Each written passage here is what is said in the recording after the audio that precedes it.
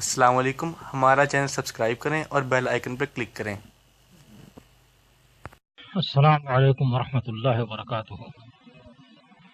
الحمد للہ نحمده ونستعینه ونستغفره ونعوذ باللہ من شرور انفسنا ومن سیئات اعمالنا، من يهده الله فلا مضل له ومن يضلل فلا هادي له، واشهد ان لا اله الا الله وحده لا شريك له، واشهد ان محمدا عبده ورسوله، اما بعد فان خير الحديث كتاب الله وخير الهدي هدي محمد صلى الله عليه وسلم، وشر الامور محدثاتها وكل محدثة بدعة وكل بدعة ضلالة وكل ضلالة في النار۔ اعوذ بالله من الشيطان الرجيم، بسم الله الرحمن الرحيم۔ ولله العزة ولرسوله وللمؤمنين ولكن المنافقين لا يفقهون۔ بھائیو اور عزیزو، یہ قرآن مجید کی سورہ منافقین کی ایک آیت کا ایک مختصر سا ٹکڑا ہے۔ اس ٹکڑے میں اللہ تعالیٰ نے ہم مسلمانوں کے لیے ایک بہت بڑا وعدہ اور ہم مسلمانوں کے تعلق سے ایک بہت بڑی بات فرمائی ہے، ایک عالمی بات فرمائی ہے۔ پوری دنیا میں اور ساری انسانیت کے بیچ میں ہماری حیثیت اور نوعیت کیا ہوگی اور کس انداز میں ہمیں زندگی گزارنی ہوگی، اس کے متعلق اللہ تعالیٰ نے ایک دو ٹوک فیصلہ سنا دیا ہے۔ ذرا تھوڑا سا رک جائیں، اس کو آخر میں ذرا تقسیم کریں گے تاکہ مولانا کی باتیں جس کو ضرورت ہوگی دے دیں۔ تو اللہ تعالیٰ نے اس چند لفظ کے اندر اس امت کی جو حالت اور اس کی جو کیفیت اور اس کی جو نوعیت تاریخ کے اندر رہے گی، اس پوری بات کو اللہ تعالیٰ نے بیان کر دیا ہے۔ یعنی جس وقت یہ آیت نازل ہوئی ہے اس وقت سے لے کر کے قیامت تک کے لیے مسلمانوں کے واسطے جو بات مقدر کی گئی ہے، اس بات کو اللہ تعالیٰ نے ان دو لفظوں میں بیان کر دیا ہے۔ بات کیا تھی؟ کچھ منافقین تھے جنہوں نے نبی کریم صلی اللہ علیہ وسلم کے بارے میں کچھ غلط قسم کی باتیں کہیں اور آپ کی آبرو کے تعلق سے کچھ ایسا تبصرہ کیا جو کوئی مسلمان اپنی زبان پر لانا پسند نہیں کرے گا۔ اس کے مقابل میں اللہ تعالیٰ نے سورت نازل کی اور ان کی حالت بیان کی، اور ان کی حالت بیان کرتے ہوئے اللہ تعالیٰ نے یہ حقیقت بیان کی، وَلِلَّهِ الْعِزَّةُ وَلِرَسُولِهِ وَلِلْمُؤْمِنِينَ۔ اللہ کے لیے عزت ہے، اللہ کے رسول کے لیے عزت ہے، اور مومنین کے لیے عزت ہے۔ یعنی دنیا میں غلبہ اور عزت اور سربلندی اور اعزاز اور اکرام اگر اس کا کوئی مستحق ہے تو اس استحقاق کے تین حصے اللہ تعالیٰ نے کیے ہیں کہ سب سے پہلے عزت اللہ کے لیے ہے، اور اس کے بعد رسول اللہ صلی اللہ علیہ وسلم کے لیے ہے، اور اس کے بعد مومنین کے لیے ہے۔ اس ترتیب کا مطلب یہ ہے کہ عزت کا اصل مالک تو اللہ تعالیٰ ہی ہے اور سب کچھ اسی کے قبضے قدرت میں ہے۔ پھر اللہ تعالیٰ نے اپنی طرف سے عزت کا مستحق جن کو قرار دیا ہے وہ محمد الرسول اللہ صلی اللہ علیہ وسلم ہیں۔ پھر اس کے بعد انسانیت کا وہ سارا طبقہ ہے، انسانوں کے وہ سارے طبقے اس عزت کے مستحق ہیں جو اللہ پر ایمان لائیں اور اللہ کے رسول پر ایمان لائیں۔ اس لیے آخر فرمایا وللمؤمنین۔ اور اسی بات کو اللہ تعالیٰ نے دوسری جگہ بھی فرمایا انہی منافقین کے تعلق سے۔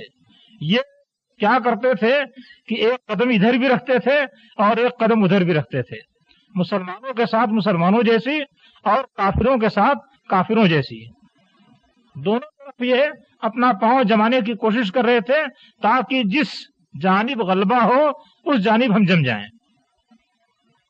اللہ تعالیٰ نے پوچھا کہ یہ کیوں کافروں سے مل رہے ہیں؟ اگر ان کے دل میں ایمان ہے، اللہ تعالیٰ پر یقین ہے، تو ایسی صورت میں یہ کافروں سے کیوں لگے بجھے رہتے ہیں اور ان کے ساتھ کیوں پس پردہ تعلقات رکھتے ہیں؟ ایبتغون عندہم العزہ، کیا یہ کافروں کے پاس عزت چاہتے ہیں؟ ان سے دوستی کر کے، ان سے رابطے بڑھا کر کے، ان سے تعلق قائم کر کے یہ عزت ہونا چاہتے ہیں؟ اگر یہ ان کا مقصد ہے تو یہ سن لیں کہ فَلِلَّهِ الْعِزَّةُ جَمِيعًا، ساری کی ساری عزت اللہ کے لیے ہے، ان کفار کے لیے نہیں ہے جن کے ساتھ یہ لوگ پینگیں بڑھا رہے ہیں۔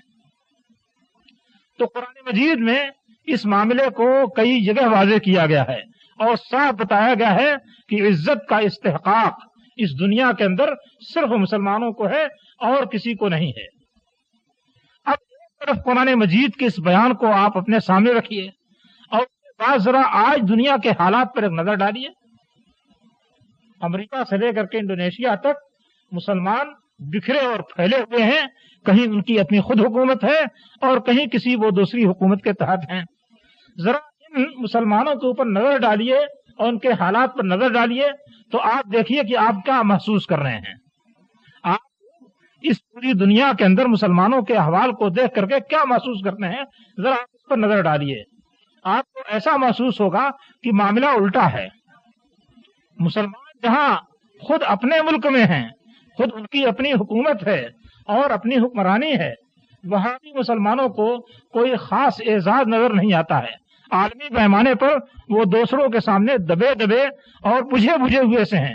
دوسرے لوگ سینہ تان کر چلتے ہیں اور یہ سر جھکا کر کے چلتے ہیں۔ دوسرے لوگ حکم دیتے ہیں اور یہ اس کو بجا لاتے ہیں۔ دوسرے لوگ دباؤ ڈالتے ہیں اور یہ اس دباؤ کو قبول کرتے ہیں۔ یہ ان ممالک کا حال ہے جہاں مسلمانوں کی حکمرانی ہے اور جن ممالک کی تعداد آج 50 سے بھی اوپر ہے، وہاں مسلمانوں کا یہ حال ہے۔ اور جہاں مسلمانوں کی اپنی حکمرانی نہیں ہے، وہاں کا حال تو آپ اور بھی کچھ دیگر کو پائیں گے۔ دور جانے کی ضرورت نہیں ہے، آپ اپنے ہندوستان کا حال دیکھ لیجئے کہ وہاں مسلمانوں کو کن کن ذلیل حالات سے پیش آنا پڑتا ہے اور گزرنا پڑتا ہے۔ یہ چیز آپ مسلسل دیکھتے رہتے ہیں اور کس طریقے کے تعلقات اور معاملات آپ کے ساتھ ہیں، کیسا سلوک آپ کے ساتھ ہے، یہ چیز بھی آپ کے سامنے آتی رہتی ہوگی۔ تو چاہے عالم اسلام ہو چاہے عالم کفر ہو، دونوں جگہ مسلمانوں کا حال دیکھیے تو ان آیتوں کے بالکل برعکس نظر آتا ہے۔ ان آیتوں میں اللہ تعالیٰ نے جو وعدہ کیا ہے وہ کچھ اور ہے اور ہمارے سامنے جو منظر ہے وہ کچھ اور ہے۔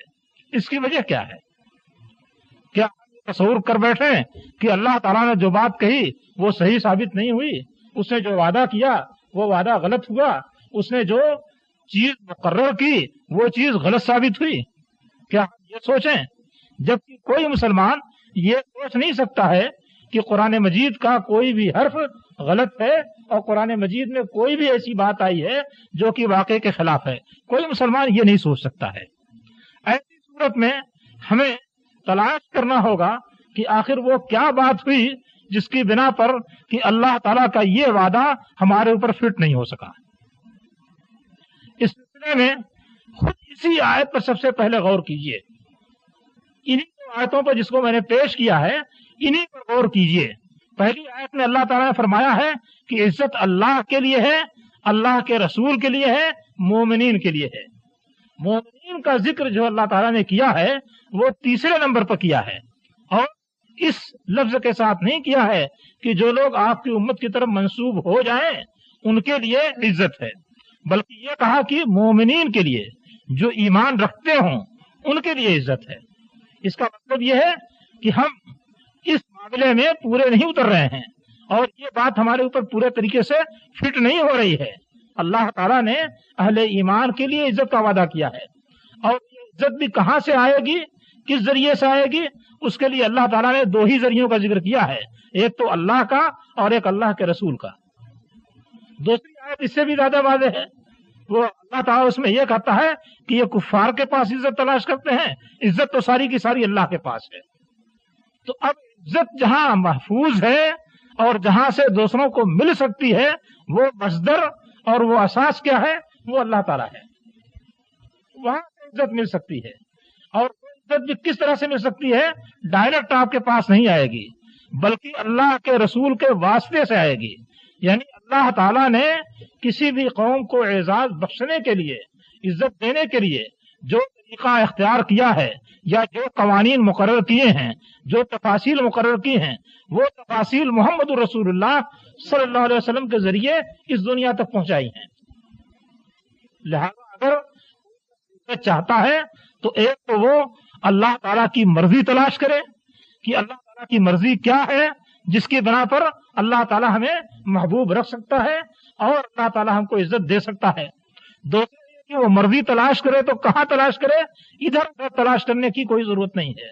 وہ مرضی اللہ تعالیٰ کی رضا کے جتنے طریقے ہیں وہ سب کے سب محمد الرسول اللہ صلی اللہ علیہ وسلم سے ملیں گے، کسی اور ذریعے سے نہیں ملیں گے. اور کوئی بنیاد اور اساس نہیں ہے جہاں سے یہ چیزیں مل سکیں. یہ چیزیں ملیں گی تو محمد الرسول اللہ صلی اللہ علیہ وسلم سے ملیں گی. اسی لیے اللہ تعالیٰ نے محمد الرسول اللہ صلی اللہ علیہ وسلم کو جو حیثیت دی وہ کائنات میں کسی اور انسان کو نہیں دی. اس حیثیت دینے کا مطلب یہ نہیں ہے کہ ہاتھ پاؤں کے اعتبار سے اور جسم کے اعتبار سے اور محمد بن عبداللہ کے بیٹے ہونے کے اعتبار سے یہ حیثیت دی، یہ معنی نہیں ہے. بلکہ آپ کو جو حیثیت دی گئی وہ رسول اللہ ہونے کی حیثیت سے دی گئی ہے. آپ اللہ کے رسول ہیں، اس اعتبار سے آپ کو جو مقام دیا گیا ہے وہ مقام کسی اور کو نہیں دیا گیا. آپ کے بعد کوئی رسول نہیں بھیجا گیا. سارے رسولوں کا آپ کو خاتم بنایا گیا. آپ کے اوپر حضرت جبریل کو بھیجا گیا. آپ کے اوپر وحی نازل کی گئی. آپ کو قرآن مجید دیا گیا. آپ کو قرآن مجید کو بیان کرنے کے لیے وہ معانی اور مطالب بتائے گئے جن معانی اور مطالب کے مطابق آپ قرآن مجید کے احکام بیان کریں. یہ ساری باتیں قرآن مجید کے اندر ہیں. اب یہ ساری خصوصیات جو محمد رسول اللہ صلی اللہ علیہ وسلم کو دی گئیں وہ خصوصیات آپ کے بعد کسی اور کو نہیں دی گئیں. حضرت جبریل السلام کسی اور کے پاس نہیں آئے. قرآن مجید کسی اور پر نہیں اترا. قرآن مجید کے وہ معانی و مطالب جو اللہ تعالیٰ کے نزدیک منظور اور مقبول تھے وہ اللہ تعالیٰ نے کسی اور پر نازل نہیں کیے، محمد رسول اللہ صلی اللہ علیہ وسلم پر نازل کیے. اور آپ کے بعد اس امت کا ہر فرد اس بات کا محتاج ہے کہ وہ آپ کے بیان کو جانے اور سمجھے اور اس پر غور کرے اور اس کی تفاصیل کو اپنے سامنے رکھے اور اس کے مطابق وہ شریعت پر عمل کرے. جو جتنی استعداد اور جتنی صلاحیت رکھتا ہے اس استعداد اور صلاحیت کے مطابق اپنا یہ کام وہ کرتا جائے. جب یہ کام کیا جائے گا تو ایسی صورت میں اللہ تعالیٰ کی طرف سے عزت حاصل ہوگی. اس سلسلے میں ہمارے سامنے قرآن مجید کے بیانات بہت صاف اور واضح ہیں. اللہ تعالیٰ نے فرمایا قل ان کنتم تحبون اللہ فاتبعونی یحببکم اللہ. فرمایا اے پیغمبر کہہ دو کہ اگر تم لوگ اللہ تعالیٰ سے محبت رکھتے ہو، اللہ تعالیٰ کو محبوب جانتے ہو، فاتبعونی تو میری پیروی کرو. جو راستہ میں بتاتا ہوں اس راستے پر چلو. یحببکم اللہ، اللہ تعالیٰ تم کو محبوب رکھے گا. میری پیروی کرنے سے یعنی محمد رسول اللہ صلی اللہ علیہ وسلم کی پیروی کرنے سے اللہ تعالیٰ بندے کو محبوب رکھے گا. یہ قرآن مجید میں کچھ جگہ پر اس سے زیادہ واضح اور دو ٹوک طریقے سے کہی گئی ہے. فرمایا گیا وما كان لمؤمن ولا مؤمنة اذا قضى الله ورسوله امرا ان يكون لهم الخيرة من امرهم. کسی مومن مرد اور کسی مومن عورت کو اس بات کا اختیار نہیں ہے کہ اللہ اور اس کے رسول کسی بات کا فیصلہ کر دے تو اس کے بعد بھی اس معاملے میں وہ اپنے آپ کو خود مختار سمجھے. اللہ اور اس کے رسول کی طرف سے کوئی فیصلہ آ جائے تو اس کے بعد کسی انسان کو کوئی اختیار نہیں اس میں. سیدھا راستہ یہ ہے کہ جو اللہ نے فیصلہ کیا اور اللہ کے رسول نے فیصلہ کیا اس کی وہ پیروی کرے. اور اس فیصلے کا تعلق صرف عبادات سے نہیں ہے، زندگی کے سارے معاملات سے ہے. زندگی کے جس معاملے میں بھی یہ فیصلہ آ جائے اس معاملے میں مسلمان کا اختیار ختم ہو جاتا ہے. اس آیت کے بارے میں مفسرین لکھتے ہیں، تقریباً سارے ہی مفسرین لکھتے ہیں کہ یہ آیت کس موقع سے نازل ہوئی تھی. حضرت زینب بنت جحش رضی اللہ تعالیٰ عنہ جو بعد میں ام المومنین ہوئی، ان کا نکاح نبی کریم صلی اللہ علیہ وسلم نے حضرت زید بن حارثہ سے کرنا چاہا. زید بن حارثہ جو کچھ بھی تھے عرب تھے لیکن بہرحال ایک مرتبہ غلامی سے دوچار ہوئے اور پھر نبی کریم صلی اللہ علیہ وسلم نے ان کو غلامی سے آزاد کیا تھا. حضرت زینب بنت جحش یہ اونچے خاندان کی خاتون تھیں، نبی کریم صلی اللہ علیہ وسلم کے پھوپھی کی صاحبزادی تھیں.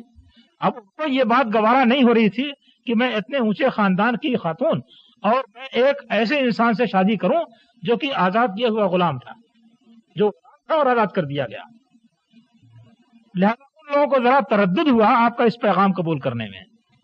کچھ کرنے لگے. اچھا یہ آپ دیکھ لیجئے کہ یہ معاملہ جو ہے لڑکی والوں پر چھوڑ دیا جاتا ہے. کہیں سے پیغام آئے اس کو قبول کریں یا قبول نہ کریں, یہ ان کے اختیار کی بات ہے.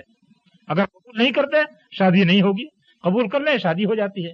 ان کو یہ اختیار دیا گیا ہے. لیکن یہاں پر محمد الرسول اللہ صلی اللہ علیہ وسلم کی طرف سے پیغام گیا اور انہوں نے قبول کرنے کے سلسلے میں تردد کیا, تو یہ آیت نازل ہو گئی کہ کسی مومن مرد عورت کو اس بات کا اختیار نہیں ہے کہ اللہ اس کے رسول کوئی فیصلہ کر دے تو اس کے بعد بھی اپنے آپ کو خود مختار سمجھے. چنانچہ بغیر کسی چون و چرا کے حضرت زینب بنت جہش نے حضرت زید بن حارثہ سے شادی کر لی. تو یہ شادی کا معاملہ ہے جو لڑکی کی پسند پر ہوتا ہے, لڑکی کے گھر والوں کی پسند پر ہوتا ہے. لیکن یہاں اللہ اور اس کے رسول کی طرف سے ایک بات آ گئی تو پھر اس پسند کا اختیار بھی ختم کر دیا گیا. یہ خالص دنیاوی معاملہ ہے. تو چاہے معاملہ دینی ہو یا دنیاوی ہو, اگر کوئی فیصلہ اللہ کے رسول کی طرف سے موجود ہے تو پھر انسان کو اس کے سلسلے میں کوئی اختیار نہیں ہوتا ہے. یہ بات ہر مسلمان کو جاننے اور سمجھنے کی ہے.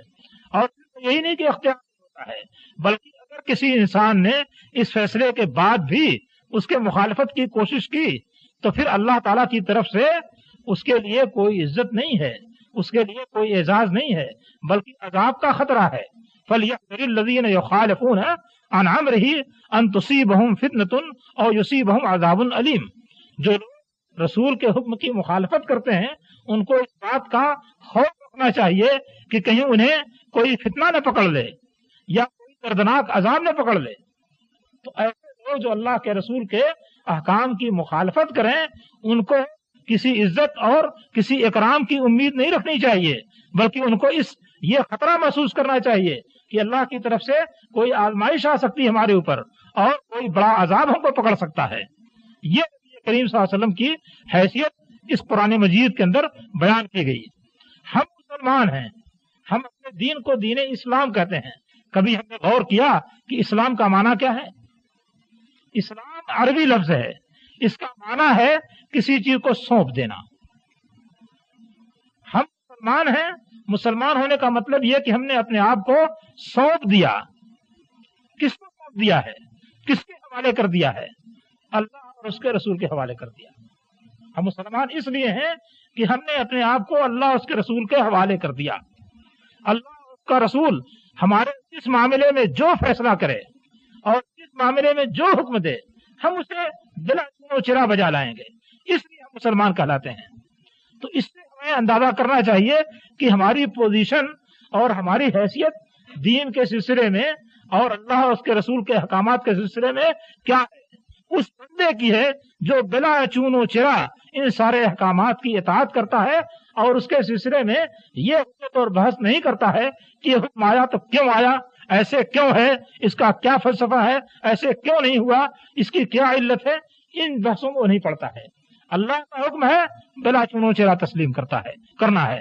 رسول اللہ صلی اللہ علیہ وسلم کا حکم ہے بلا چون و چرا تسلیم کرنا ہے. اور بلا چون و چرا بھی کس حد تک تسلیم کرنا ہے اسے بھی قرآن مجید کے اندر بیان فرمایا گیا. کیا فرمایا گیا؟ فلا وربک لا یؤمنون حتی یحکموک فیما شجر بینہم ثم لا یجدوا فی انفسہم حرجا مما قضیت ویسلموا تسلیما.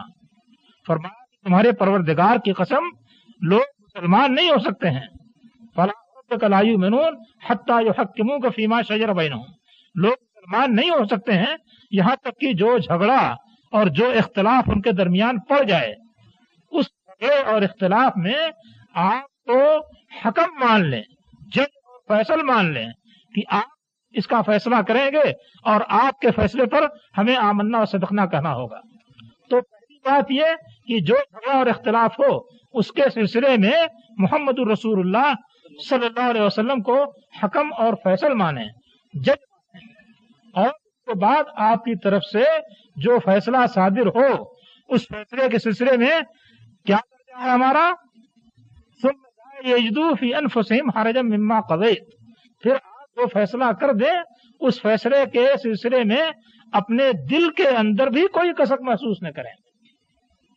آپ دنیا بھر کی عدالتوں کو دیکھ لیجئے, پوری زمین میں جتنی عدالتیں ہیں ان کو دیکھ لیجئے, उन अदालतों में जो फैसले भी, जो झगड़े भी जाते हैं, उन झगड़ों का जो फैसला होता है, जिसको डिग्री मिल जाती है वो खुशी खुशी अपने घर जाता है, और जिसके खिलाफ डिग्री होती है वो बहरहाल दिल में कसक महसूस करता है, तकलीफ महसूस करता है, और जुबान पर भी इस तकलीफ को लाता है, और बसा औकात अखबारों में प्रोपेगंडे भी करता है, और जज के खिलाफ इल्जामात भी आयद करता है, और उसको रिश्वतखोर भी बताता है, बददिमाग भी बताता है, और जो कुछ बताता है। दुनिया भर की अदालतों के सिलसिले में ये बात चलती है, और हर जगह वो इंसान कसमसाता है जिसके खिलाफ डिग्री होती है। लेकिन नबी करीम सल्लल्लाहु अलैहि वसल्लम का मामला यह करार दिया गया कि आप जो फैसला कर दें, उस फैसले के सिलसिले में मुसलमान अपने दिल के अंदर भी कसक महसूस न करे। जुबान पर कोई बात लानी तो बहुत दूर की बात है, दिल के अंदर भी कोई कसक महसूस न करे, वो मुंह तस्लीमा और सुनाकर उसको तस्लीम कर ले, चाहे अपने खिलाफ पड़ा हुआ हो। इस आयत के सिलसिले में तफसीर कसीर में एक वाकया नकल किया है, और इस सनद को उन्होंने कहा है कि जरा बड़ी गरीब किस्म की है, लेकिन वाकया उन्होंने नकल किया है। उस वाकये का खुलासा ये है कि एक मुसलमान और एक यहूदी के दरमियान किसी जमीन का झगड़ा था। यहूदी ने कहा कि चलो तुम्हारे पैगंबर के पास चलते हैं और चल करके इस जमीन का फैसला करा लेते हैं, या इस झगड़े का फैसला करा लेते हैं। मुनाफिक कहता था कि नहीं, ये मुसलमान जो था बज़ाहिर वो कहता था कि नहीं, चलो तुम्हारा जो सरदार फला यहूदी है उसके पास चल करके फैसला कराएंगे। इसने कहा कि नहीं, हम तुम्हारे पैगंबर के पास चलते हैं, वहां फैसला कराएंगे। अब ये बात पहले देख लीजिए कि ये मुसलमान था, वो यहूदी के पास फैसला कराने जाना चाहता था, और यहूदी था और नबी सल्लल्लाहु अलैहि वसल्लम के पास फैसला कराने के लिए आना चाहता था। वह ये दोनों हजरात नबी सल्लल्लाहु अलैहि वसल्लम के पास तशरीफ लाए और आपके सामने मुकदमा पेश किया। आपने सारी तफसीर सुनी और उसके बाद यहूदी के हक में डिग्री दे दी। उसे, जो मुसलमान था, उसे बड़ी उलझन महसूस हुई। उसने कहा ये क्या कि मैं मुसलमान हूं और मेरे खिलाफ डिग्री दे दी गई। बाहर निकले तो कहा कि नहीं, चलो तो बकर के पास, वहां चल के फैसला कराएंगे। इस मुसलमान ने कहा, यहूदी ने कहा कि बिल्कुल चलो। यहूदी को तो पूरा इत्मीनान था और ये साहब चाहते थे कि मैं मुसलमान हूं, लिहाजा इस ऐसे से मुझको डिग्री मिल जाए। हजरत के पास गए, यहूदी ने कहा कि देखिए हजरत, हम आपके पैगंबर के पास से होकर के आ रहे हैं और पैगंबर ने हमारे हक में डिग्री दे दी है। हजरत ने कहा कि जब पैगंबर के पास फैसला हो चुका तो अब कोई फैसला नहीं हो सकता, खलास, मामला खत्म। चुनांचे वहां से दोनों वापस पलटे। उसके बाद वो मुसलमान कहता है कि नहीं, ऐसे नहीं, चलेंगे हजरत उमर के पास और वहां चल के फैसला कराएंगे। सोचा कि मैं मुसलमान हूं, मेरी हिमायत तो करेंगे ही, लिहाजा उमर के पास गए। हजरत उमर वहां तशरीफ लाए तो यहूदी ने उनसे भी कहा कि हम आपके पैगंबर के पास जा चुके हैं और उन्होंने मुझे डिग्री दी है। पूछा क्या चाहते हो? तो इस मुसलमान ने कहा कि हम चाहते हैं कि आप फैसला कर दीजिए। कहा ठीक है, इंतजार करो। अंदर तलवार लेकर के आए और तलवार बढ़ाई, कहा कि हादा कज़ा हो मल्लम यर्द बिक़ज़ा रसूलिल्लाह सल्लल्लाहु अलैहि वसल्लम। ये उसका फैसला है जो रसूलुल्लाह सल्लल्लाहु अलैहि वसल्लम के फैसले से राजी न हो, और उसकी गर्दन मार दी। उसकी गर्दन मार दी। कहा कि जो नबी सल्लल्लाहु अलैहि वसल्लम के फैसले से राजी न हो उसका ये फैसला है। उसके बाद शोर मचा और ये हुआ कि साहब इन्होंने एक मुसलमान को कत्ल किया है, उसके बदले में इनको भी कत्ल किया जाए, या ये किया जाए वो किया जाए। अब ये सिलसिला, ये तरद्दुद कायम ही था।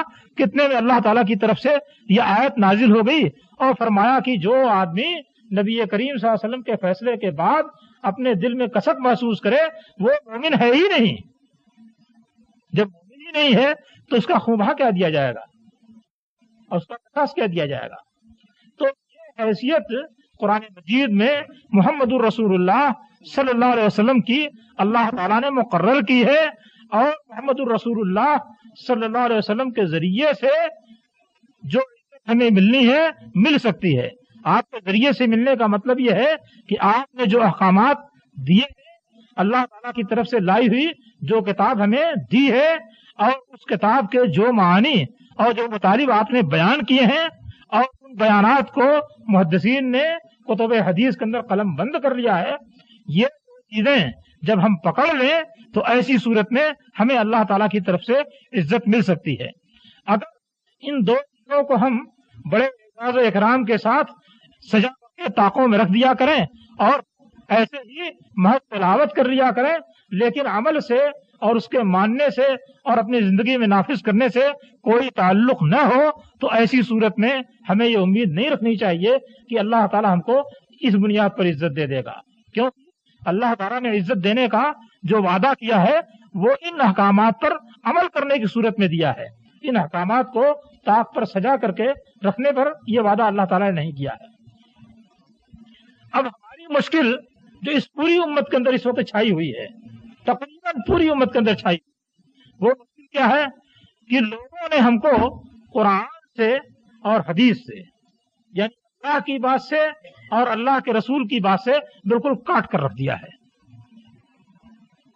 یہ بالکل صاف بات ہے اور اس کو آپ اچھی طریقے سے محسوس کر لیجئے کہ بڑے بڑے ایسے لوگ جو داعیے اسلام کے نام سے اٹھے ہیں، آپ ان کی کتابیں پڑھ لیجئے تو شروع سے آخر تک آپ کو اس میں فلسفہ نظر آئے گا، رومانیت نظر آئے گی اور بڑا زور بیان نظر آئے گا، لیکن اللہ اور اس کے رسول کے احکامات بہت تھوڑے سے نظر آئیں گے، بہت چھوٹی سی چیز نظر آئے گی۔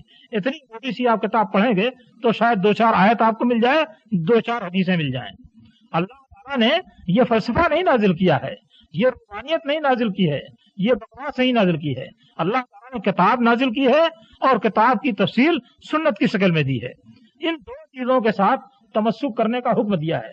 نبی کریم صلی اللہ علیہ وسلم جب آپ وفات پانے کے قریب تھے، انسان جب اس بات کا اندازہ کر لیتا ہے کہ اب میری موت کا وقت آ گیا، اب اس دنیا سے مجھے رخصت ہونا ہے، تو کیا کرتا ہے؟ اس کے نقطۂ نظر سے اس کے بعد والوں کے لیے جو سب سے زیادہ اہم بات ہوتی ہے، سب سے زیادہ اہم بات اس کی وہ وصیت کرتا ہے۔ جب وفات کا وقت قریب ہو تو انسان اپنے نقطۂ نظر سے جو سب سے اہم بات ہے اس کی وصیت اپنے بعد والوں کو، اپنے بیٹوں کو، اپنے بچوں کو، اپنے بیوی کو، گھر کے قریبی لوگوں کو کر جاتا ہے۔ نبی کریم صلی اللہ علیہ وسلم اپنے پیچھے کن کو چھوڑ کر جا رہے تھے؟ امت کو چھوڑ کر جا رہے تھے۔ جب دنیا سے آپ کی رخصت کا وقت قریب ہوا ہے تو آپ نے جو باتیں کہی ہیں اور جن باتوں کی وصیت کی ہے، ان میں سے ایک وصیت ایسی تھی جس کے متعلق آپ نے فرما دیا کہ اس پر اگر تم عمل کرو گے تو ہرگز گمراہ نہیں ہو سکتے۔ ترکت فیکم امرین لن تضلوا ما تمسکتم بہما، میں تمہارے اندر 2 باتیں چھوڑ کر جا رہا ہوں۔ یہ آپ کی وصیت ہے، آخری وصیتوں میں سے ایک وصیت ہے۔ آپ فرماتے ہیں کہ میں تمہارے اندر 2 باتیں چھوڑ کر جا رہا ہوں، لن تضلوا ما تمسکتم بہما، جب تک ان 2 باتوں کو تم پکڑے رہو گے تب تک گمراہ نہیں ہو سکتے ہو، بھٹک نہیں سکتے ہو، جب تک ان 2 باتوں کو پکڑے رہو۔ اور وہ چیزیں کیا تھیں؟ کتاب اللہ و سنتی، اللہ کی کتاب اور میری سنت، یہ چیزیں جب تک پکڑے رہو گے تب تک گمراہ نہیں ہو سکتے۔ اور اس امت نے جب تک ان 2 چیزوں کو پکڑے رکھا تب تک اس کے اندر گمراہی نے جڑ نہیں پکڑا۔ اختلافات ہو گئے، جھگڑے ہو گئے، لڑائیاں ہو گئی، ایک نے دوسرے کو قتل کیا، یہاں تک نوبت پہنچی، لیکن گمراہی نے جگہ نہیں پائی تھی۔ گمراہی نے جگہ اس وقت پائی جب لوگوں نے ان دونوں چیزوں کو چھوڑ کر کے دوسری بنیاد پر اسلامی فلسفے گڑھنے شروع کیے اور اپنے خیالات کو اور اپنے افکار کو اسلام کے ساتھ جوڑنے اور چپکانے کی کوشش کی۔ اس وقت سے گمراہیاں شروع ہوئیں، فرقے پیدا ہونا شروع ہوئے، طبقے پیدا ہونا شروع ہوئے، اور اس طریقے سے فتنے اٹھے کہ جیسے سمندر موج مارتا ہے اس طریقے سے فتنوں نے موج مارنا شروع کیا۔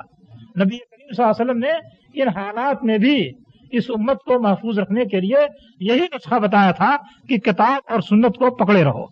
آپ نے حدیث میں پیشین گوئی کی تھی، فرمایا تھا کہ یہود یہ 71 فرقوں میں تقسیم ہو گئے، میری امت یہ 72 فرقوں میں تقسیم ہوئے، اور میری امت 73 فرقوں میں تقسیم ہوگی۔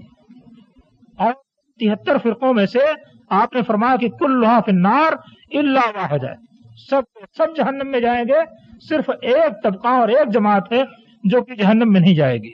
گویا 73 میں سے 72 فرقے جہنمی ہوں گے اور ایک فرقہ صرف جنت میں جائے گا. آپ شاید اس حدیث کو بہت سارے علماء کی زبانی سنتے ہوں اور بہت سارے فرقوں کے علماء اس کو سناتے ہیں اور سنانے کے بعد یہ کہہ دیتے ہیں کہ صاحب ہم جس طریقے پر ہیں وہ اس طریقے والے جنت میں جائیں گے، جہنم میں نہیں جائیں گے. لیکن نبی کریم صلی اللہ علیہ وسلم نے اس معاملے کو پردے میں نہیں رکھا کہ 73 فرقے ہو کر کے 72 جہنم میں جائیں گے اور ایک جنت میں جائے گا، تو جنت میں ایک جانے والا کون ہوگا، اس کو آپ نے پردے میں نہیں رکھا. اس لیے کہ آپ نے یہ بات بیان فرمائی تو صحابہ کرام نے فوراً یہ سوال کیا کہ یہ فرقہ جو جنت میں جائے گا وہ کون ہوگا. یا رسول اللہ رسول، یہ فرقہ جو جنت میں جائے گا یہ کون ہوگا؟ آپ نے کیا فرمایا؟ ما انا علیہ و اصحابی. جو فرقہ جنت میں جائے گا وہ فرقہ ہے جو اس طریقے پر ہوگا جس پر میں ہوں اور میرے صحابہ کرام. آپ نے فرمایا کہ جس طریقے پر میں ہوں اور میرے صحابہ ہیں اس طریقے پر جو لوگ ہوں گے وہ جنت میں جائیں گے، باقی اور کوئی جنت میں نہیں جائے گا. تو آپ کا جو طریقہ تھا وہ سارے صحابہ کے نزدیک واضح تھا اور ہمارے نزدیک بھی واضح ہے کہ آپ جو کچھ لے کر کے آئے وہ یا تو قرآن مجید کی شکل میں ہے یا قرآن مجید کا جو بیان اور اس کی تفصیل ہے یعنی احادیث اس کی شکل میں ہے. یہ دو چیزیں آپ لے کر کے آئے تھے اور یہی دو چیزیں چھوڑ کر کے گئے.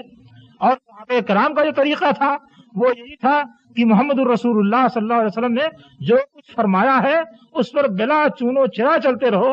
اگر اس کے خلاف کہیں سے کوئی بات آ جائے اور لا علمی کی بنا پر اس پر تم نے عمل بھی کر لیا تو جیسے ہی علم ہو فوراً اس کو چھوڑ کر کے جو آپ کا ارشاد ہے اس پر عمل کرو. اس کی مثال میں آپ کو بتاؤں. ایک مرتبہ ایک جگہ ایک واقعہ ہو گیا، غلطی ہو گئی. اب اس سلسلے میں جس کا معاملہ تھا اس نے لوگوں سے فتویٰ پوچھا، مسائل پوچھے. وہ مدینے میں نہیں موجود تھا، کہیں دور موجود تھا. مسائل پوچھے، لوگوں نے اس کو مسئلہ بتایا. مسئلہ کیا تھا؟ اس شخص کی بیوی سے اس کے مزدور نے بدکاری کی. اب اس نے پوچھا کیا ہونا چاہیے، تو لوگوں نے کہا کہ یہ شخص جس نے بدکاری کی ہے یہ اس کو ایک لونڈی دے اور 100 بکری دے. چنانچہ اس لڑکے نے یا اس کے باپ نے اس کو ایک لونڈی دی اور 100 بکری دی. اس کے بعد پھر پتا چلا کہ نہیں مسئلہ ایسے نہیں ہے، مسئلہ تو کچھ اور ہے. تو پھر یہ دونوں شخص نبی کریم صلی اللہ علیہ وسلم کے پاس آئے اور آپ کے معاملہ پیش کیا اور حضرت ایسی ایسی بات ہوئی اور لوگوں نے اس طرح سے مسئلہ بتایا اور اس طرح مسئلہ بتانے کے مطابق میں نے اس کو ایک لونڈی دے دی اور 100 بکری دے دی. آپ کتاب اللہ کے مطابق فیصلہ کر دیجئے کہ آخر یہ مسئلہ کیسے حل ہو. آپ نے فرمایا کہ ہاں میں تمہارے درمیان کتاب اللہ کے مطابق ہی فیصلہ کروں گا. فرمایا کہ تم نے جو لونڈی دی ہے واپس لو، جو بکری دی ہے واپس لو. تمہارا بیٹا جو شادی شدہ نہیں تھا اس کو 100 کوڑے مارے جائیں گے. اور اس کے بعد ایک صحابی سے کہا کہ اس آدمی کی بیوی کے پاس جاؤ اور اس سے پوچھو، اگر وہ اقرار کرے تو اس کو پتھر مار کے ختم کر دو. چنانچہ وہ آدمی گیا، اس نے پوچھا، اس عورت نے اقرار کیا اور پتھر مار کر کے اس کو ختم کر دیا گیا. تو شریعت کے سے ہٹ کر کے اس کو مسئلہ بتایا گیا، اس مسئلے پر اس نے عمل بھی کر لیا.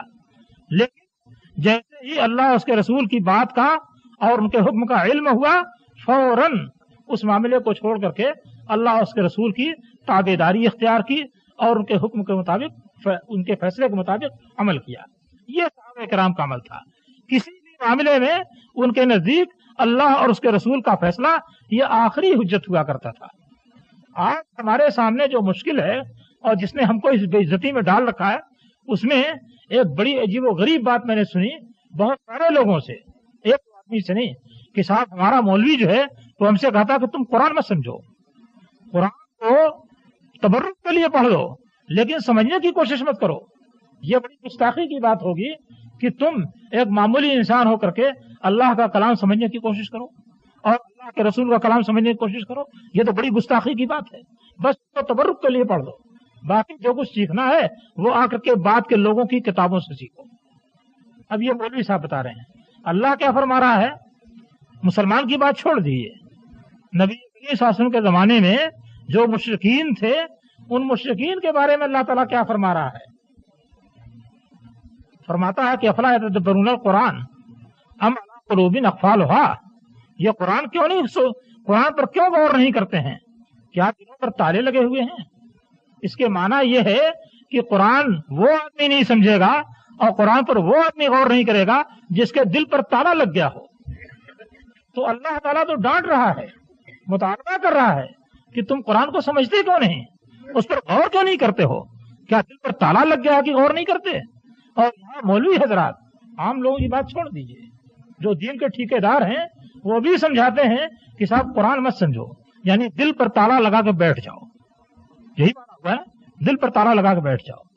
اب قرآن کو ہم اس طریقے سے تبرک بنا دیں اور سمجھنے کے تعلق سے اس کو بالکل الگ کر دیں، تو اس کے بعد اللہ سے تو ہم کٹ گئے، اللہ کی بات سے تو ہم کٹ گئے۔ اللہ تعالیٰ نے قرآن مجید کو کتاب ہدایت بنا کر کے بھیجا ہے، صرف کتاب تلاوت بنا کے نہیں بھیجا ہے۔ پہلی آیت آپ پڑھیے، الف لام میم ذالک الکتاب لا ریب فیہ ھدی للمتقین، اس کتاب میں کوئی شبہ نہیں ہے، یہ تقوی والوں کو ہدایت دیتی ہے، ان کو راستہ بتاتی ہے۔ تو اللہ تعالیٰ نے قرآن مجید کو کتاب ہدایت بنایا ہے، راستہ بتانے والی کتاب بنایا ہے، رہنمائی کرنے والی کتاب بنایا ہے، صرف تلاوت کی جانے والی کتاب نہیں بنایا ہے۔ نبی کریم صلی اللہ علیہ وسلم کا مشن اللہ تعالیٰ نے ذکر کیا تو کیا فرمایا ہے؟ هو الذی بعث فی الامیین رسولا منہم یتلو علیہم آیاتہ ویزکیہم ویعلمہم الکتاب والحکمہ۔ اللہ تعالیٰ نے پیغمبر کو کس لیے بھیجا ہے؟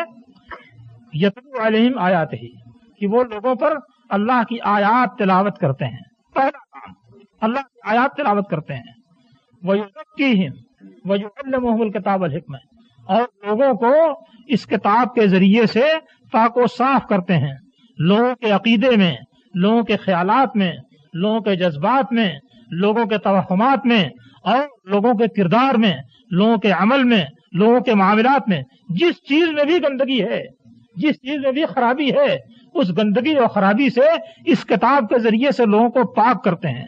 وَيُعَلِّمُهُ الْكِتَابَ وَالْحِكْمَةَ، اور اس کتاب کو اور اس میں جو بھری ہوئی حکمت ہے اس کو سکھاتے ہیں۔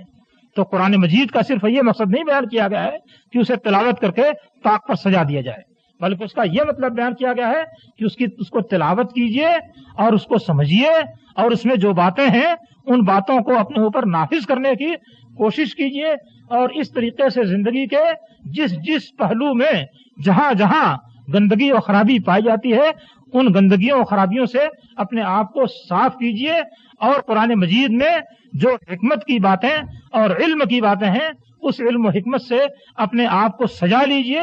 اس مقصد کے لیے یہ قرآن مجید نازل کیا گیا ہے۔ تو اس کا مقصد کیا تھا اور اس کو ہم نے پہنچا کہاں دیا؟ تو یہ سب سے پہلی بنیادی چیز ہے، اور اس کو آپ نے ذہن میں رکھ لیجئے۔ نبی کریم صلی اللہ علیہ وسلم نے فرمایا کہ میری امت کے سارے لوگ جنت میں جائیں گے، صرف وہ آدمی جنت میں نہیں جائے گا جو انکار کر دے۔ کل امتی یدخلون الجنت الا من ابا، میری امت کے سارے لوگ جنت میں جائیں گے، صرف وہ نہیں جائے گا جو جنت میں جانے سے انکار کر دے۔ اب بڑے تعجب کی بات ہوگی کہ جنت میں جانے سے کون انکار کرے گا؟ اسی لیے صحابہ کرام نے پوچھا قیل ومن ابا، کہ وہ آدمی کون ہے جو جنت میں جانے سے انکار کر رہا ہے؟ تو آپ نے فرمایا کہ من اطاعنی دخل الجنہ ومن عصانی فقد ابا، جو میری اطاعت کرے وہ جنت میں داخل ہوا، اور جس نے میری نافرمانی کی اس نے جنت میں جانے سے انکار کر دیا۔ بندہ خود ہی انکار کر رہا ہے، نافرمانی کر رہا ہے، انکار کر رہا ہے۔ ایک حدیث میں نبی کریم صلی اللہ علیہ وسلم کے متعلق بیان کیا گیا ہے کہ آپ سو گئے تھے تو فرشتے آئے یا 3 فرشتے آئے، ایک نے کہا کہ ذرا ان کے لیے ایک مسل بیان کرو، دوسرے نے کہا کہ مسل کیا بیان کریں، یہ تو سو رہے ہیں، جب سو رہے ہیں تو بیان کرنے کیا فائدہ؟ پھر پہلے نے کہا کہ ٹھیک ہے سو رہے ہیں مگر ان کی آنکھ سو رہی ہے، دل جاگ رہا ہے، اس لیے بیان کرو۔ تو اس کے بعد مسل بیان کی گئی۔ مسل یہ بیان کی گئی کہ ایک سردار ہے، ایک بہت بڑا رئیس ہے، اس رئیس نے ایک بڑا ہی نادر قسم کا محل بنوایا، بڑا خوبصورت مرصع سجا ہوا عمدہ قسم کا محل بنوایا، اور اس محل میں بہت ہی شاندار دسترخوان لگایا، اور دسترخوان پر طرح طرح کی نعمتیں چن دیں، اور طرح طرح کی نعمتیں چننے کے بعد اس نے ایک آدمی کو بھیجا کہ جاؤ پورے شہر میں جہاں جو بھی ملے سب کو کہو کہ وہ آئیں اور آ کر کے اس دسترخوان سے لطف اندوز ہوں، جو ملے سب کو بلا لاؤ۔ اب یہ گیا اور جا کر کے بلا رہا ہے، جو بھی ملتا ہے سب کو دعوت دے رہا ہے۔ اب کچھ لوگ آئے، جو آئے انہوں نے تو محل کا لطف پایا، دسترخوان کا لطف پایا، مزہ پایا اور دسترخوان کا لطف اٹھایا۔ اس کے علاوہ وہ جو سردار تھا اس کی رضامندی بھی حاصل ہوئی، اور جو لوگ نہیں آئے ان ساری چیزوں سے محروم رہ گئے۔ یہ مسئلہ بیان کیا فرشتے نے، تو دوسرا فرشتہ کہتا کہ اچھا تو ذرا اس مسئلہ کا مطلب بھی بیان کر دو، اس مسئلہ کا مطلب کیا ہوا؟ تو پھر اس نے دہرایا پہلے نے کہ مطلب بیان کریں، اگر یہ بیدار ہوتے تو بیان کرتے، سو رہے ہیں تو کیا بیان کریں؟ تو پھر اس نے کہا کہ نہیں، سو رہے ہیں مگر آنکھ سو رہی ہے، دل جاگ رہا ہے، اس لیے اس کا مطلب بیان کرو۔ تو اس کے بعد انہوں نے مطلب بیان کیا۔ مطلب کیا بیان کیا کہ جو سردار ہم نے کہا، رئیس و سردار، یہ تو اللہ تعالیٰ ہے، اور جو شاندار محل اس نے بنوایا ہے بے مثال قسم کا، یہ جنت ہے، اور جو اس نے دسترخوان چنا ہے وہ جنت کی تمام نعمتیں ہیں، عمدہ قسم کی، بہترین قسم کی، یہ ساری نعمتیں ہیں۔ اور اس کے بعد لوگوں کو بلانے کے لیے جو بھیجا ہے وہ محمد الرسول اللہ صلی اللہ علیہ وسلم، اور جو آپ کی بات نہیں مانے گا، نہیں سنے گا، وہ محروم رہ جائے گا، نہ جنت میں آ سکے گا، نہ اس کی نعمتیں پا سکے گا، نہ جنت کے مالک کی رضامندی پا سکے گا۔ یہ کریم صلی اللہ علیہ وسلم نے کے لیے ایک مثال بیان کی گئی فرشتوں کے ذریعے سے۔ تو آپ کا یہ معاملہ ہماری زندگی کے اندر کس حد تک نافذ ہے، یہ ہمیں دیکھنے کی ضرورت ہے۔ آج ہم نے اپنی زندگی الف سے لے کر کے یہ تک گزارنے کے لیے جو کچھ طریقہ اختیار کیا ہے وہ سراسر ہماری اپنی مرضی کا طریقہ ہے۔ اللہ نے کیا طریقہ بتایا، اللہ کے رسول نے کیا طریقہ بتایا، اس کی طرف ہماری کوئی توجہ نہیں ہے۔ ہمارے ذہن میں جو بات آتی ہے اس کو ہم کرتے رہتے ہیں۔ جو تجارت آئی وہ تجارت کر لی، چاہے حلال کی تجارت ہو چاہے حرام کی تجارت ہو، اور پھر جس گراہک کے ساتھ جیسا معاملہ چاہا ویسے کر لیا، دھوکہ دے دیا، جھوٹ بول دیا، فریب کاری کر دی، جو چاہا کر لیا، بس یہ کہ جس میں ہمارا نفع ہو وہ کام ہم کرتے جائیں۔ تو یہاں سے لے کر کے عبادات تک کے معاملے میں ہم ہر طرح سے آزاد ہو گئے۔ سماج میں دیکھا کہ کچھ لوگ کچھ کام کر رہے ہیں دین کا، تو ان کی دیکھا دیکھی تھوڑا سا کام ہم نے بھی کر لیا، تھوڑا سا معمولی سا کام، اور زیادہ حصوں میں مخالفت کی۔ تو اب اس طرح کے معاملے کے ساتھ ساتھ ہم کہاں تک کامیاب ہو سکیں گے، اس کا اندازہ ہمیں کر لینا چاہیے۔ اگر ہم دین کے 100% احکام میں سے 1%، 2% انجام دیں، باقی 98-99% کو ہم چھوڑ کر کے اپنی زندگی سے نکال باہر کریں، تو ظاہر بات ہے کہ اللہ تعالیٰ نے ہماری عزت کے لیے جو چیز مقرر کی تھی اسی کو ہم نے اپنی زندگی سے باہر کر دیا۔ ہمیں جو عزت ملنی چاہیے تھی اس کا 1-2% ملے گا، باقی 98-99% تو ہم سے غائب ہو جائے گا۔ لہذا یہ ہمارا حال ہے، اور جب تک ہم اپنی موجودہ صورت پر مطمئن رہیں گے یہی موجودہ حالت بھی قائم رہے گی۔ اللہ تعالیٰ نے فرمایا ہے ان اللہ لا یغیر ما بقوم حتی یغیروا ما بانفسہم، اللہ تعالیٰ کسی قوم کے حالات کو نہیں بدلتا جب تک کہ وہ خود اپنی کیفیت کو نہ بدل لیں۔ یعنی ہمارے اوپر اللہ نے اگر ذلت طاری کی ہے تو ایسے بیٹھے بٹھائے وہ عزت میں نہیں تبدیل کر دے گا۔ جن اسباب سے ذلت طاری کی ہے، جب ان اسباب کو ہم چھوڑیں گے اور عزت کے جو اسباب اس نے مقرر کیے ہیں ان کو جب ہم پکڑیں گے تو اللہ تعالیٰ ہماری ذلت کی اس حالت کو بدل کر کے عزت کی حالت لے آئے گا، اور اگر ہم اسی حالت پر قائم رہے تو اس کے نتیجے میں جو ذلت طاری ہے وہ بھی ایسی قائم رہے گی۔ اس سلسلے میں نماز اور روزے اور حج اور زکوٰۃ اور دیگر عبادتوں کے ساتھ مسلمانوں کے اپنے تعلقات اور معاملات، یہ ساری چیزیں بڑی اہمیت رکھتی ہیں۔ اور اس کے علاوہ ایک معاملہ اور بھی ہے جو بڑی اہمیت رکھتا ہے اور جس سے ہم بہت حد تک غافل ہیں، اور وہ معاملہ ہے جہاد کا۔ حدیث میں فرمایا گیا کہ من مات ولم یغزو ولم یحدث بہ نفسہ مات علی شعبۃ من نفاق، جو آدمی مر جائے اور غزوہ نہ کرے اور غزوے کی آرزو و تمنا بھی نہ کی تو نفاق کے شعبے پر مرا۔ اب ذرا ہم جائزہ لیں کہ ہم کہاں تک اس چیز کی آرزو رکھتے ہیں۔ جہاد جو ہے ایک بڑا تفصیلی اور بڑا طویل عمل ہے۔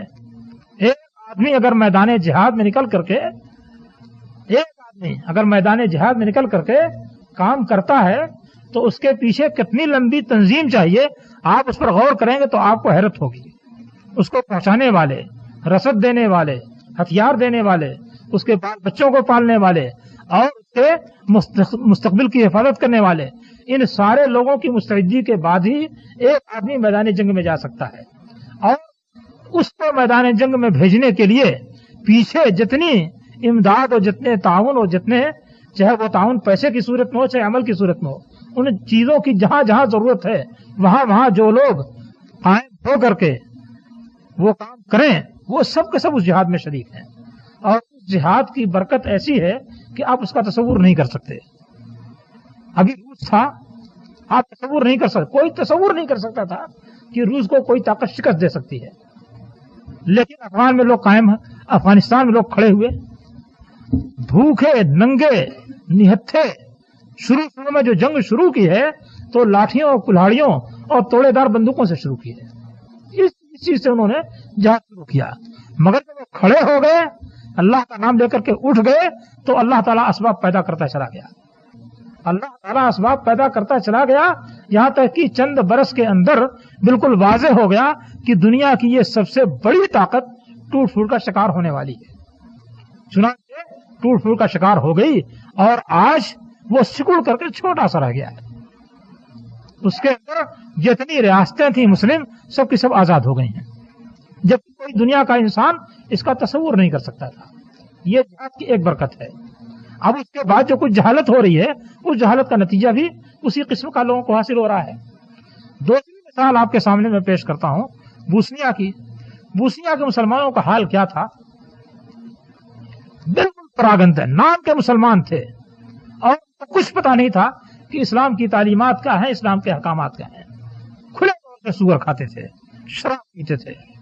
جب گڑبڑ شروع ہوئی ہے اور چند مجاہدین وہاں پہنچے اور وہاں کے لوگوں کو سکھلانا اور بتلانا چاہا اور اسلام کی دعوت دینی چاہیے تو ان سے کہا کہ بھائی شراب مت پیو، یہ اسلام میں حرام ہے.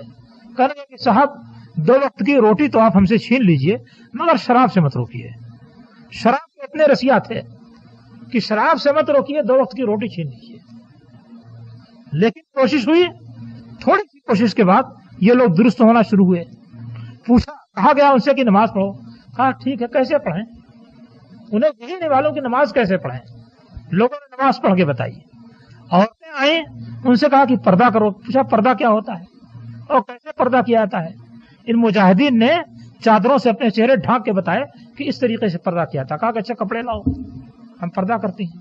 بہرحال یہ تو ایک طرف دعوت و تبلیغ کا کام شروع ہوا، دوسری طرف دنیا کی چوتھی سب سے بڑی طاقت مانی جاتی تھی صرف جو مسلمانوں کے خلاف اٹھے تھے ان کو دنیا کی چوتھی سب سے بڑی طاقت تسلیم کیا جاتا تھا، اور ان کے مقابل میں جو مسلمان تھے ان کو سرے سے کوئی طاقت ہی نہیں مانا جاتا تھا.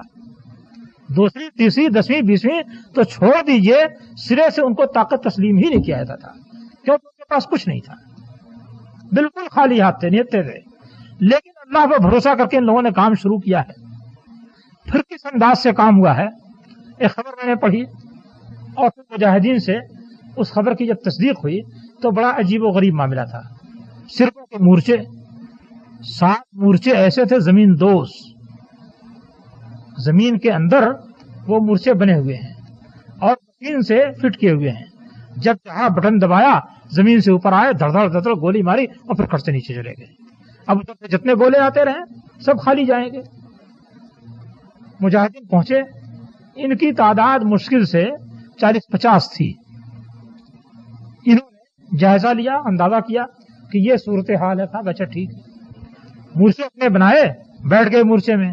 اس کے بعد 2-4 گولے پھینک دیے. ایسے ہی جیسے گولے پھینکے جھٹ سے زمین سے یہ 7 مورچے زمین کے اندر سے برآمد ہوئے. جیسے ہی برآمد ہوئے فوراً انہوں نے گولی ماری، 6 مورچے وہیں تباہ ہو گئے.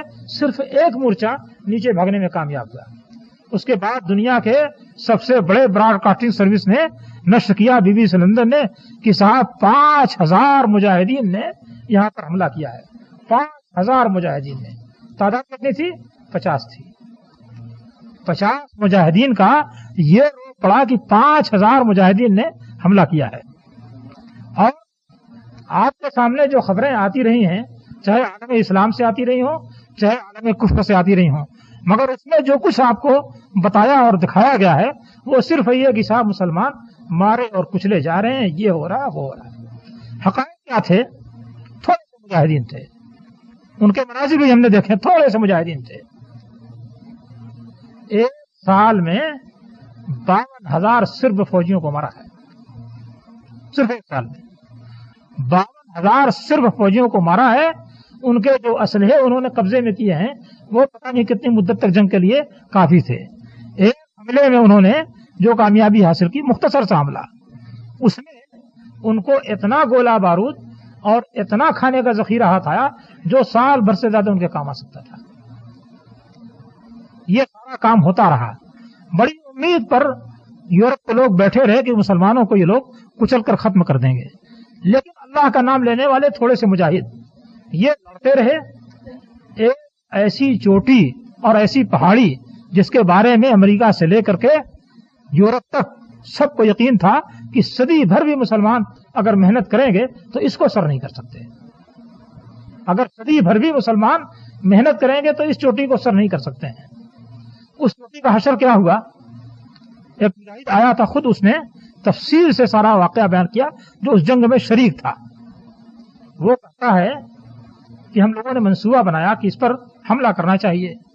صدر بھی آیا، اس نے کہا کہ صاحب اس پہاڑ کی چوٹی کو آپ لوگ سر کیجئے، اس لیے کہ اس کی وجہ سے بہت سارے گاؤں جو ہیں وہ ان کے ہولڈ میں ہیں اور بہت سے شہر جو ہیں بڑے بڑے شہر 2-3 یہ ان کے گھیرے میں ہیں اور ہم کسی صورت سے وہاں تک پہنچ نہیں سکتے.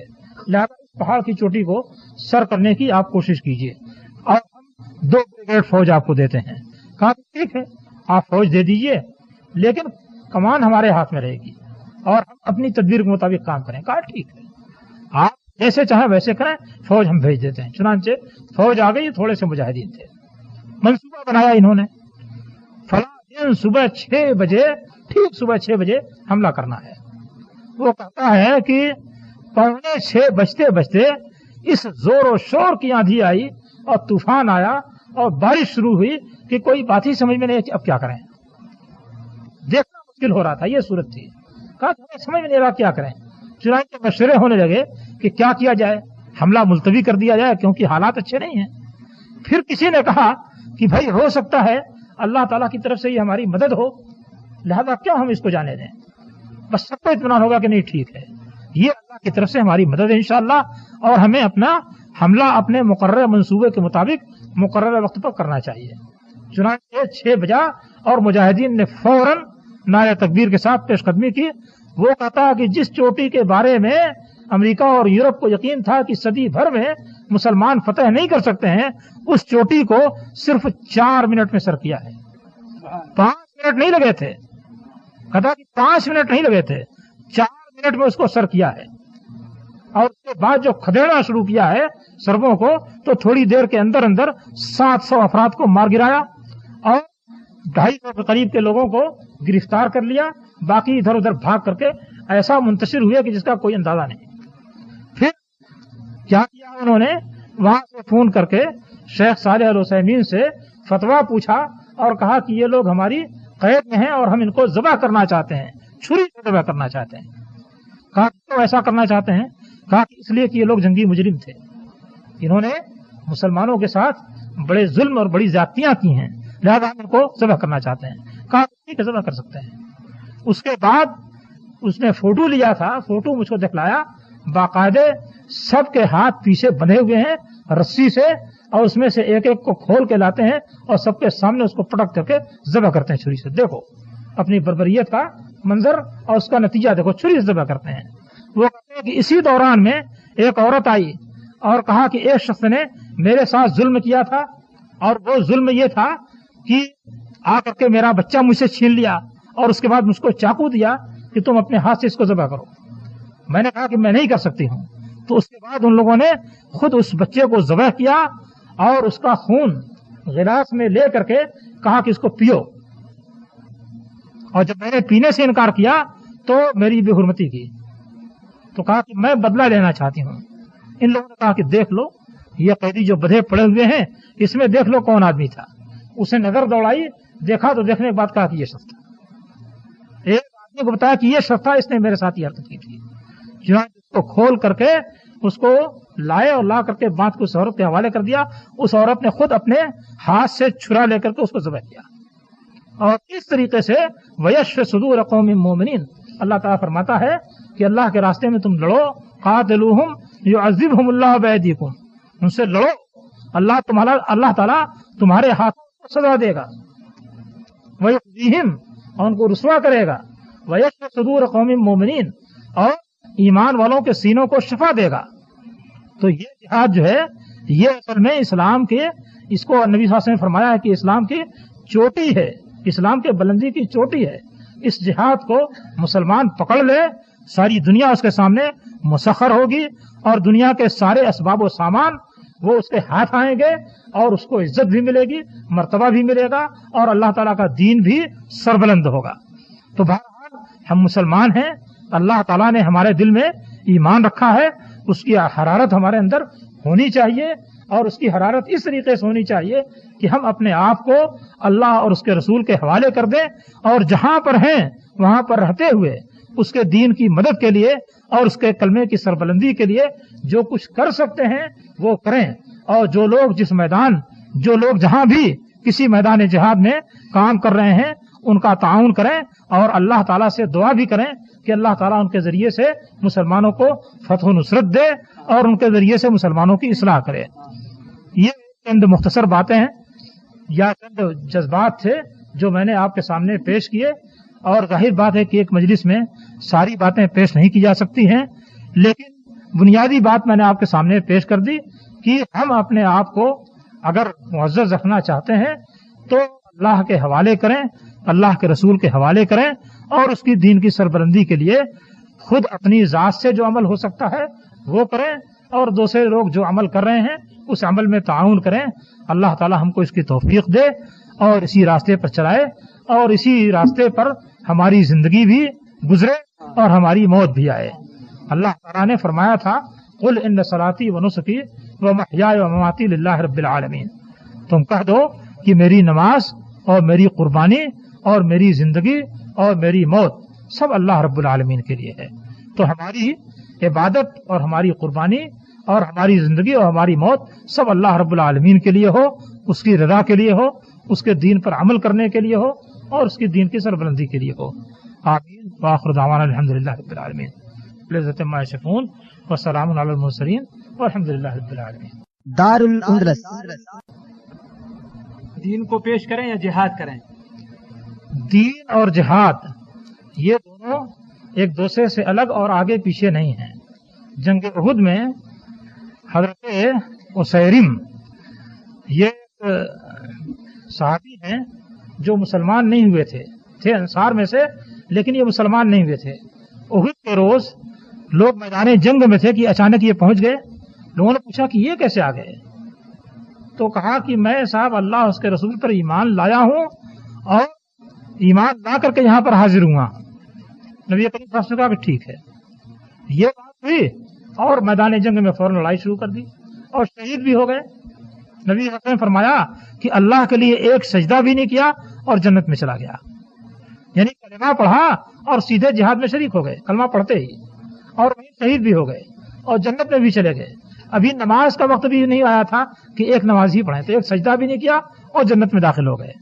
तो अब इस्लाम पूरा हो चुका है, उसमें आगे पीछे का कोई सवाल नहीं है। जिस वक्त जो हालात दरपेश हो उस पर अमल करना है। क्या वसीला पकड़ना जरूरी है? क्या हिंदुस्तान में जिहाद का वक्त आ गया है या नहीं? भाई जिहाद का वक्त 1400 बरस से कायम है। हाँ, आज आ जाने का मसला नहीं है। 1400 बरस से जिहाद का सिलसिला कायम है और उसका वक्त मौजूद है। उसके लिए जो नज्म है, ज़ब्त है, तैयारी है, वो करनी चाहिए। और अगर आदमी बराह रास्त जिहाद नहीं कर सकता है तो उसकी तैयारी करे। यानी कौन सा उज़्र बाकी रह गया है अब, या कौन सा जुल्म बाकी रह गया जिसके बाद जिहाद का वक्त आएगा? जंगी कैदियों को ज़बह करना क्या मोहम्मद सल्लल्लाहु अलैहि वसल्लम का तरीका था या इस्लाम में कैदियों को ज़बह करना जायज़ है? جی جو لوگ جنگی مجرم ہوں ان کی گردن ماری جا سکتی ہے. نبی کریم صلی اللہ علیہ وسلم نے غزوہ بدر میں جن لوگوں کو گرفتار کیا تھا ان میں سے ایک عقبہ بن ابی معیط تھا. اس کو پکڑ کر کے لایا گیا اور مدینے کے راستے میں اس کو قتل کیا گیا. ایک اور تھا اس کو بھی مدینے کے راستے میں قتل کیا گیا. تو وہ قیدی جو محض قیدی نہ ہوں جنگی مجرم ہوں ایسے لوگوں کو قتل بھی کیا جا سکتا ہے. اور قرآن مجید میں تو بہت صاف طریقے سے کہا گیا ہے کہ فَإِذَا لَقِيتُمُ الَّذِينَ كَفَرُوا فَضَرْبَ الرِّقَابِ، جب کفار سے تمہارا ٹکراؤ ہو تو پہلا کام گردنیں مارنا ہے. جب اس سے فارغ ہو جاؤ حتیٰ اذا اسخنتموہم فشدوا الوثاق، جب اچھی طریقے سے کچل لو تو اس کے بعد جکڑ کر کے ان کو قید کرو. فَإِمَّا مَنًّا بَعْدُ وَإِمَّا فِدَاءً، اس کے بعد چاہے احسان کرو چاہے فدیہ دے دو. تو مارنا یا قتل کرنا یا احسان کرنا یا فدیہ لے کر چھوڑنا یہ ساری صورتیں اسلام نے جائز قرار دی ہیں. حالات کے مطابق جو صورت زیادہ مناسب ہو وہ اختیار کی جا سکتی ہے. ہاں بنو قریظہ میں یہود گرفتار ہوئے تھے، تقریباً 400 سے لے کر کے 600 یا 700 تک تعداد بتائی جاتی ہے. سب کو قتل کر دیا گیا. بالکل شرمگاہ کھول کر کے دیکھا گیا بچوں کی، جس کے بال اگ آئے تھے اس کی گردن مار دی گئی، جس کے بال نہیں اگے تھے یعنی نابالغ تھا اس کو چھوڑ دیا گیا، باقی سب کی گردن مار دی گئی.